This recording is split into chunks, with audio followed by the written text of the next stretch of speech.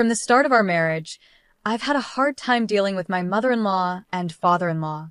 They've always treated me poorly, and to make things worse, they've constantly criticized me for not being able to have children.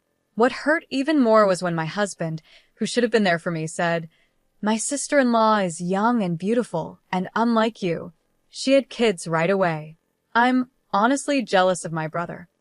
On top of that, my mother-in-law accused me of being infertile because she claimed I was having an affair and said she had proof from a hidden camera.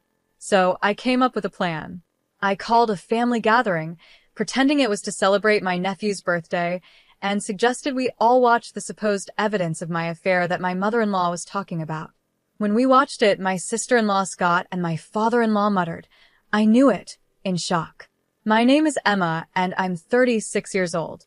I work in the international business division of a mid-sized trading company. I live with my husband, Scott, who is the same age as me and works at a steel manufacturing company, along with my in-laws. We don't have any children yet. I met my husband at a dating event a friend invited me to. At that time, I was in my 8th year on the job, finally getting the hang of it and starting to enjoy my work, so I wasn't really thinking about marriage. But I couldn't say no to my college friend, who kept insisting, "You have to come." Honestly, I was more interested in the special menus the restaurants had prepared for the event than in finding someone. I felt a bit out of place compared to my friend, who was actively socializing, but it turned out she got close to a guy who was there with Scott. Apparently, Scott wasn't too interested in the event either, and had been dragged along just like me. We ended up hanging out together as bystanders, but since I thought it was just a one-time thing, I didn't exchange contact information with him. However, exactly 2 weeks after the event on a Sunday, I got a call from an unknown number. At first, I ignored it, but after work, the calls started coming every 15 minutes. I kept wondering, who could this possibly be? I was getting frustrated and was about to block the number, but before I did, I decided to answer the call to find out who was behind it. It turned out to be Scott, the guy I had met at the dating event. He said, "Oh, good. Is this Emma?" I was relieved to know who it was, but I was also confused because I knew I hadn't given Scott my number. When I asked him how he got my number, he casually replied, "I begged a friend who was with me at the event to get it for me." Apparently, my friend had hit it off with Scott's friend and decided to start dating him after the event. Scott, who hadn't gotten my contact information, found out about this and managed to get my number by asking my friend repeatedly.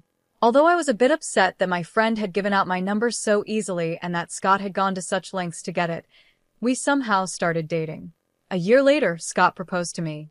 It wasn't a whirlwind romance, but I felt that I could live a calm and peaceful life with Scott, who had a gentle and endearing personality. There were no issues from my side about getting married. My parents had been living apart since I started college, but they hadn't divorced because they didn't see any real benefit in doing so. Friends and acquaintances would ask if I felt sad about it, but I had always felt distant from my family, so their separation seemed like it was bound to happen. During my college years, my parents supported me financially, so I would visit them alternately during long vacations. However, once I started working, I used my busy schedule as an excuse to just keep them updated through social media. When I told my parents about my marriage, they said they would attend the ceremony if there was one. But when I explained that we were just going to register the marriage without any special ceremony, they later sent me a generous sum of money as a wedding gift, which was more than enough for me. However, my in-laws, Rachel and Brian, weren't happy with how my parents handled the marriage. They said things like, "To think they would settle their only daughter's marriage with money. How insensitive." They spoke in a bitter tone, which bothered me. But then Scott defended me by saying, "Money is definitely a sign of love. It's ridiculous for Mom, who has never worked, to say something like that. Dad should know better, considering how hard it is to earn money." Hearing him stand up for me like that made me feel truly happy that I had chosen him. But about 6 years into our marriage, things started to go downhill. The first sign was when I got promoted at work. I had worked hard in my department since I joined the company, and that year, I decided to take the promotion exam. When I passed the exam, they told me, "Emma, you mentioned in your interview that you wanted to work globally in the future, right? How about starting in the international business division to gain some experience?" I was thrilled that my hard work was recognized, and I was excited to share the news with Scott. But when I told him, he got visibly upset and snapped at me, saying, "Oh, okay. And what are you trying to say? That you've climbed the ladder and you're some big shot now?" I was shocked by Scott's reaction and wondered if I had said something wrong. I quickly apologized, saying, "I'm sorry, I didn't mean it like that." But Scott responded harshly, "See? Playing the victim like that just proves you're looking down on me." Then he angrily threw his beer can into the trash, slammed the door, and left our apartment. He didn't come back for a week. He ignored my texts and calls, and when I called his office, they told me he was out, but at least I knew he was safe. I thought about waiting for him outside his office, but I didn't want to embarrass him. So I decided to go to my in-laws' house to talk to them about what was happening. I knew they would probably blame me, but I didn't know what else to do. Even though I showed up unexpectedly, they let me in without any trouble. But as soon as I stepped into the living room, I was shocked by Scott's angry outburst. He yelled, "What do you want now? Have you come all this way to mock me some more?" I quickly said that wasn't my intention and that I would apologize if I had caused any misunderstanding. But Scott didn't want to hear it, and my in-laws started blaming me too. They said things like, "Just because you both work doesn't mean you can act all high and mighty. Don't you know that's not how a wife should behave?" This is exactly why we were against this marriage from the start. Rachel, my mother-in-law, was just as loud as Scott, cursing at me. From there, it turned into an endless lecture about how I had hurt their son's ego. No matter what I said, they blamed me for everything. Finally, they told me, "Scott doesn't want to go back to the apartment you two shared. If you don't want a divorce, then move out of that apartment and come live here with us. We'll teach you how to be a proper wife." Looking back, I wonder why I didn't just agree to a divorce right then and there. But at that time, I still had feelings for Scott. Having grown up watching my parents stay married in name only, I think I was confused and didn't really understand what marriage should be. After I followed my mother-in-law's suggestion and moved out of the apartment to live with my in-laws, they were extremely pleased, and it didn't take long for me to understand why. It turned out that Scott's older brother, Charles, who was 5 years older, had been living with them but moved out about 4 months before my promotion. He had found a girlfriend and wanted to live on his own. Rachel, who had always adored Charles because he graduated from a more prestigious university than Scott, was shocked and deeply upset by his sudden departure. But the problem wasn't just emotional. Charles's leaving also meant the loss of his financial contributions to the household, which was a big issue. My in-laws are very vain and love to show off. They often host gatherings for relatives, serving expensive food and drinks. Charles's financial support had been their lifeline since my father-in-law's post-retirement job didn't pay enough to cover their lavish lifestyle. They convinced Scott, who had come home to vent, to move in with them, and that's how we ended up living together. Scott seemed to enjoy the sudden attention after always feeling overshadowed by his accomplished brother. When I realized this, it felt like I was finally seeing things clearly, but more problems were on the way. Soon after, Charles married his girlfriend, Nancy, who turned out to be quite a handful. Nancy was 4 years younger than Charles and 3 years younger than Scott and me. She appeared fragile and delicate, the kind of person who triggers protective instincts in men. This was especially true for both Brian and Scott, who became visibly restless whenever Nancy visited and acted like they were her followers. Rachel, not amused by this, began criticizing me, saying, "Scott is smitten with his brother's wife because you lack charm. If you just had a child, my husband would settle down as a grandfather." She even suggested I quit my job to focus on getting pregnant. However, due to my in-laws' extravagant spending, the household expenses were skyrocketing, and Scott's salary alone couldn't cover them. Even when I showed them a report from a household budgeting software to explain the situation, they dismissed it, saying, "That's just because you're bad at managing money, always full of excuses." Then Nancy became pregnant. Rachel, who had previously disliked Nancy, suddenly became obsessed with her first grandchild, doting on her grandson, Andrew, immensely. She eagerly welcomed Nancy's visits, which she had avoided before, and even started saying things like, "Oh, how wonderful it would be to live under the same roof as such a lovely grandchild." Scott then started making sarcastic remarks to me, saying things like, "Exactly, Nancy is young and beautiful, and unlike you, she gave birth to a child right away." "I'm really jealous of my brother," Brian chimed in. "That's right. Maybe we should just kick out the daughter-in-law who can't have children and let Charles's family move in instead," he said without thinking. By then, even I started to consider that maybe leaving Scott and this house might be the best option since we didn't have children. Then, as if on cue, Nancy became pregnant with her second child. Rachel's obsession with her grandchildren grew stronger, and she started treating me even worse. She came up with a ridiculous theory and said, "The reason you can't have children must be because you're having an affair. You're just worried you won't know if the child is Scott's or your lover's." I was shocked by her words and decided to ignore her. But one evening, I noticed Rachel smirking at me. Confused, I asked what was going on, and she said, "You are indeed having an affair, just as I suspected." When I questioned Brian and Scott about it, Rachel proudly declared, "I've got proof of her affair on a hidden camera. I hired a professional, so it's foolproof," and then burst out laughing with joy. Hearing this, Brian and Scott were momentarily shocked. But then, influenced by Rachel's confidence, they said, "If that's true, then it's grounds for divorce." At that point, I calmly said, "Understood. Then I will take this opportunity at Andrew's birthday celebration next week, which we've already planned, to explain the situation to all the relatives who will be there." The birthday celebration for Andrew, organized by Rachel, who loved to show off, turned out to be a grand event with a banquet hall in a hotel reserved just for us. The invited relatives seemed somewhat tired of Rachel's boasting, but still enjoyed the food and drinks. As the party was winding down, I took the microphone to speak.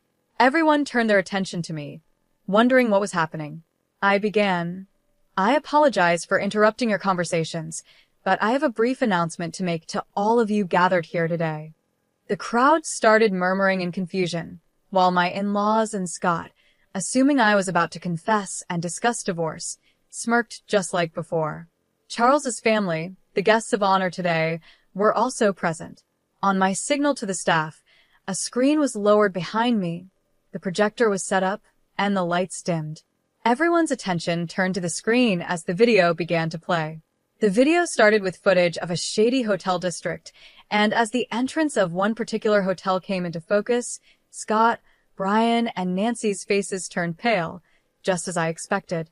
However, Rachel, unaware of what was about to happen, looked around curiously, completely oblivious to the growing tension among the two of them. Then, a clear shot captured by the camera made the entire room gasp in surprise, and for good reason. The screen unmistakably showed Nancy and Brian hugging as they left the hotel. The room fell silent as the video continued, showing them sharing lingering, passionate hugs before catching a taxi. The scene shifted to the same hotel entrance, but this time it wasn't Brian who emerged holding hands with Nancy, it was Scott. Scott, Brian, and Nancy were all frozen in place, while some of the relatives murmured, "I knew it." The room erupted into whispers again. At that moment, I paused the video, turned the lights back on, and spoke into the microphone. "My announcement to all of you is exactly what you've just seen. My husband Scott and father-in-law Brian have been having affairs with Nancy, Charles's wife. The evidence was meticulously recorded by the investigation company hired by Rachel." I held up a thick file of documents, which caused more gasps from the crowd. As the noise died down, I revealed that the investigation company had actually been hired by Rachel, not to uncover Brian, Scott, and Nancy's infidelity, but to find proof of my supposed affair, so they could kick me out. Scott must have filled her head with all sorts of nonsense, making her believe such absurd things, I said, causing the relatives to look at Scott and Rachel in disbelief. Rachel had declared victory without even checking the contents when the investigation company reported they had caught evidence on camera. Unfortunately, I have no idea about the affair Rachel accused me of, I continued, projecting a photograph onto the screen. It was a snapshot taken at the maternity hospital when Andrew was born. The photo showed my sister-in-law holding Andrew in the center, with Charles smiling beside her, and Scott and I, who had come to celebrate, in the background. Since Rachel has always disliked me, she probably didn't have a single clear photo of me. So she sent this snapshot to the investigation company, asking them to find evidence of the daughter-in-law's infidelity. As I explained, I briefly glanced at Rachel, who looked shocked, as if I had hit the nail on the head. The investigation company, hired by Rachel, had made a mistake. They thought Nancy, who was holding the child in the photo, was the daughter-in-law they were supposed to be investigating. When they started their work, they unexpectedly captured Brian and Scott repeatedly visiting the hotel with Nancy. Believing Charles to be the husband under investigation, they reported to Rachel that they had caught evidence on camera. Rachel, thinking this was proof of my alleged affair, believed she had finally found what she was looking for. When I was first confronted with the so-called evidence, I was surprised, but then something clicked. I remembered the name of the investigation company from a credit card statement that Rachel had used. Rachel, who often spent too much, had made me get her a family card to use for her purchases, just in case her own credit card limit wasn't enough. Troubled by her making large purchases without consulting me, I had set up the card statement to be viewable in an app, so I could check the charges each month. The next day, I took half a day off work and went to the investigation company to explain the situation. I then commissioned a new investigation myself. Realizing their mistake, the company eagerly accepted the task to make things right, and they quickly provided the results, which led to the evidence I presented today. As the screen was removed and the lights brightened, Nancy, Brian, and Scott all looked pale. I approached the great-aunt and uncle, whom my in-laws greatly respected, and said, "I apologize for the inconvenience, but I prefer not to expose the children to what's about to be discussed. Could someone please take them to another room?" The great-aunt and uncle immediately approached Nancy, took Andrew, and handed him over to their own children. The other children were also led to another room by several women, leaving behind furious relatives, a stunned Rachel, and a bewildered Charles. Only Nancy, Brian, and Scott remained, shrinking under the stern glares of the relatives. Then, Rachel, who had been trembling, suddenly leaped towards Nancy, shouting, "What have you done? Betraying me and Charles with Brian and Scott." She lunged at Nancy, but several relatives rushed to stop her. Nancy was already petrified, and Brian and Scott were similarly frightened. Finally, I decided to deliver the last blow. Given the circumstances, I will be divorcing Scott. I apologize for any inconvenience caused to everyone here. According to the investigation company, the improper relations between these two have been ongoing and not just recent. Reconciliation is impossible. I made the announcement, then pretended to stumble as I added. After reviewing the investigation results, I've been tormented by the thought that Andrew, and even the child Nancy, is currently carrying might belong to Brian or Scott. The remaining women in the room rushed over, rubbing my back and taking my arms to support me, saying to the two of them, "You are all shameless and disgusting." "Poor you," they started cursing. The men looked on with disdain, surrounding the two with cold stares. Brian and Scott could do nothing but stand there, silenced by the disapproval, while Rachel continued ranting and Nancy sobbed. The fallout from my revelation that day spread quickly. When Charles found out that his wife had been cheating on him with both his brother and father, he was in shock for a while. But as he started to regain his senses, he began to seriously doubt Nancy's claims that Andrew and the baby she was carrying were his. Nancy pleaded desperately, saying, "That's just a lie. Both Andrew and the baby are undeniably your children." However, once suspicion takes root, it doesn't disappear easily. Taking advantage of a moment when Nancy was off guard, Charles used a paternity test kit he had ordered to check their father-child relationship, and the results came back positive. Even when confronted with the results, Nancy stubbornly refused to admit to cheating, frustrating Charles to the point where he contacted her parents. Caught completely off guard, Nancy's parents couldn't believe the story Charles told them, so they came to my office demanding an explanation. Though I found it bothersome, I knew I had to deal with this eventually, so I took the next day off and went with Nancy's parents and the couple to the law firm I had hired. When the lawyer, Richard, showed them the related documents and the infamous video, Nancy's parents were speechless. Seeing this, Charles triumphantly declared, "See, I told you she betrayed me, cheating with both my brother and father. It's clear neither Andrew nor the baby she's carrying are mine." But Richard interrupted him sharply, saying, "Would you mind discussing that among yourselves? You're here not to discuss who the father of the children is, but to address the issue of child support." It was obvious that Richard wasn't taking sides, but what shocked me more was Nancy and her parents' reaction. Nancy retorted mockingly, "It's your fault. Scott cheated on you because you were always working and not being attractive enough, right? It's your own doing." I calmly replied, "Is that so? Then we'll have to let a third party decide." "Who's right?" "Maybe a judge will decide." When I mentioned a trial, Nancy's parents turned pale, and it was no surprise. Both of them were teachers at a prestigious girls' school in the area, and the idea of their daughter, who was supposed to represent the ideal of a good wife and mother, being involved in such a scandal with her brother-in-law and father-in-law would ruin their reputation. As soon as they heard the word trial, Nancy's parents immediately begged, "We sincerely apologize." But to me, at this stage, an apology from anyone didn't matter. I glanced at Richard and stood up, signaling the end of the meeting. Later, Richard informed me that after I left, Charles, Nancy, and her parents caused a huge uproar, but they finally left after Richard threatened to call the police. Not long after, perhaps as a way to keep things quiet, Nancy's parents transferred a large sum of money through Richard. Given how things turned out, what happened to Charles and Nancy didn't concern me much, but around the same time, I found out about the fate of my in-laws through Scott, who had also demanded a division of assets. According to Scott, Charles filed for divorce and refused to pay child support for Andrew or the unborn child unless a DNA test proved he was the father. He even declared he would file for denial of paternity as soon as the child was born. Fearing the worst, Nancy's parents, against her wishes, forced her to undergo prenatal testing. It turned out that the father of the unborn child wasn't Charles, but shockingly, it was Scott.